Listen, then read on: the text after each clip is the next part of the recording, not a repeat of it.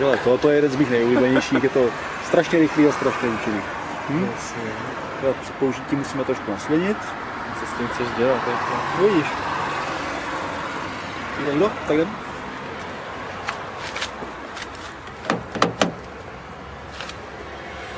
Tak já to musím těsnit.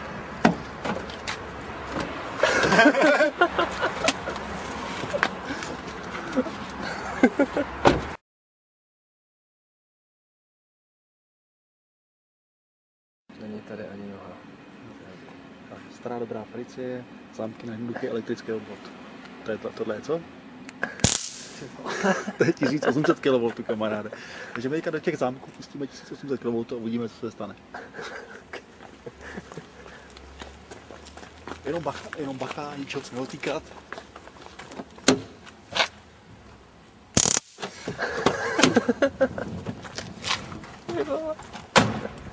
Tak to jo.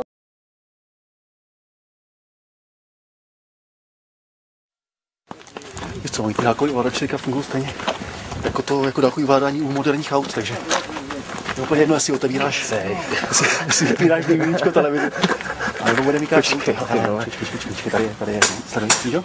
Krasalec. No tohle, ty vole. Počkej, ty vole. To si děláš, my jsme zkoušeli vždycky navolit nějaký čísla, jenže prostě to jsme tady stáli půl hodiny. Ale, jak jsme přišli na tohle? Sleduj? No. Jdem? Jasně. Tak já 2, 3, teď.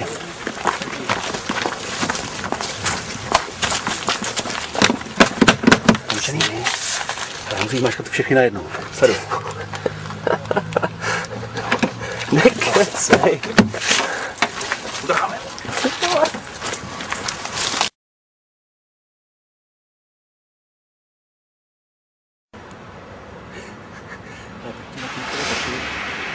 Akorát, že prostě to potřebuješ trošku víc zvučnosti. To neznáš? To je anální kolí. Tak jdem. Strašný. Vůbec.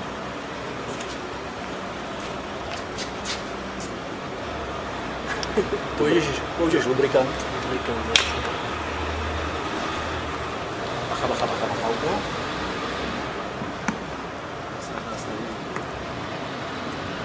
Tak a potřebuješ na přesný místo, který ti pak ještě ukážu. No? A teďka jenom zapumpuješ. A je to.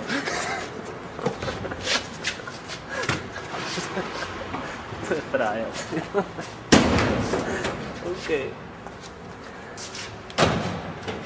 Nevadí kolik.